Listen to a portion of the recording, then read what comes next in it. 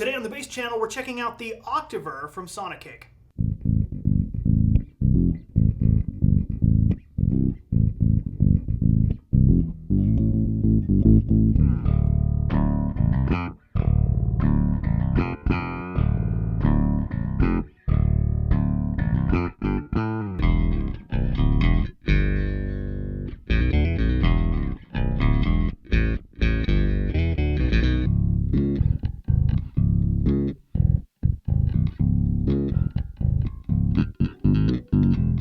And the signal chain is as follows. All playing examples were first recorded cleanly and directly into the TC electronic wiretap, imported into a computer, reamped using the radial X amp, then directly into here and into the Tech 21 VT bass rack mount unit that you see behind me. And the signal that you're hearing is a combination of the SansAmp signal and the clean, unaffected direct signal.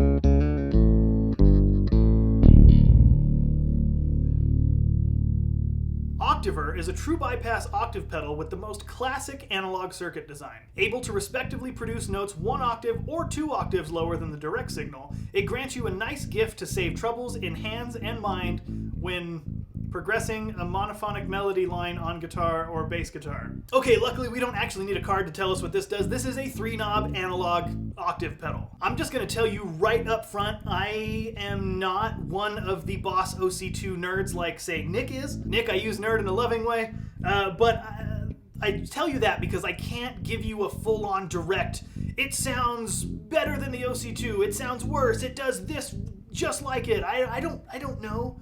I've never owned an OC2. I've owned an OC3 for a short time, and it was cool, you know. But I feel like my little experience with the OC2, this seems like it'll do it. Again, the eagle-eared viewers out there might say, oh, the OC2's got more of a something or other. But again, it's a 3-knob octave. It's dry, octave 1, octave 2. The only thing I know about the OC2, which actually is something I learned from Nick, is like his setting and like the setting is dry, straight up, octave 1 max, octave 2 down. So I did a couple of those settings in this video to see what the Nick setting of the kind of classic octave pedal would sound like through this.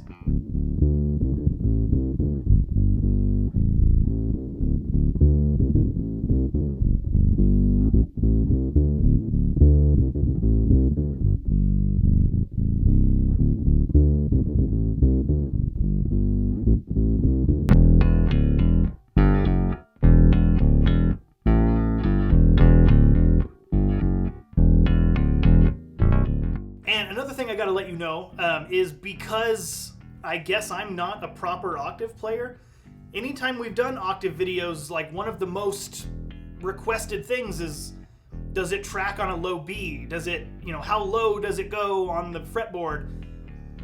And I guess I've been wrong the whole time. I've always assumed that if you need to play something that's a little higher, that doesn't fall in like the low G area of the neck, I've always thought that's when you kick on an octave. Like, my biggest experience, again, with Will, I mean, he and I grew up together, so we're pretty close. I knew this line.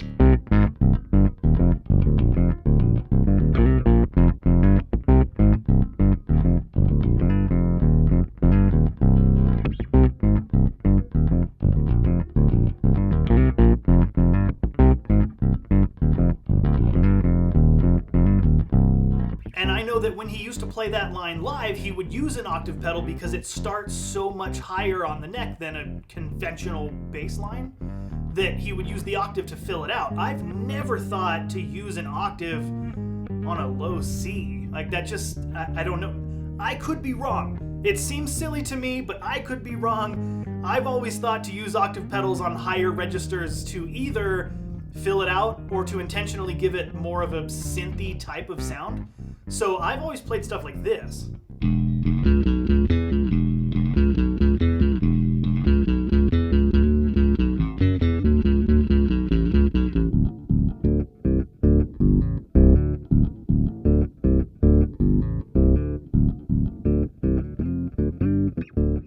because you guys have continually asked for it, here are a couple samples played in the lower register through this pedal so you can hear how it tracks.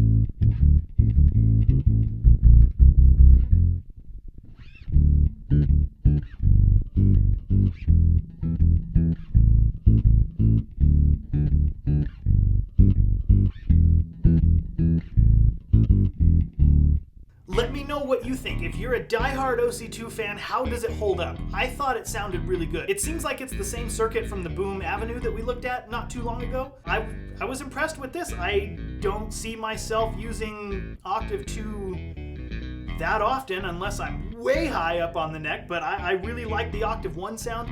It does seem like when it's maxed, it kind of maybe pushes a little too much for some taste, for mine.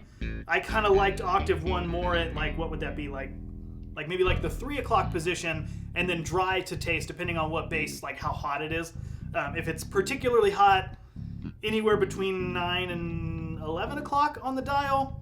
If it's more of a vintage Fendery passive thing, then I'd say maybe noon on the dial. Obviously, at the end of the day, it all depends on what sound you're going for. So again, I can't stress enough, I'm not an OC2 aficionado. So OC2 aficionados, let me know what you think of this. I thought it was good. It's available down below. You can click the link through to get it for yourself.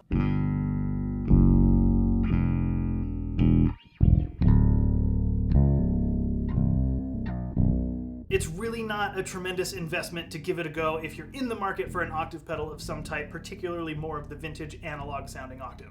But that's just about all I have to say on the SONICAKE Octaver. Again, it's a pretty straightforward, simple, no nonsense, 3-knob analog octave pedal. What you see is basically what you get. And if you like this video and you want to see more, don't forget to subscribe. You can also check out a couple other videos that you might not have seen. And until next time, I will see you next time.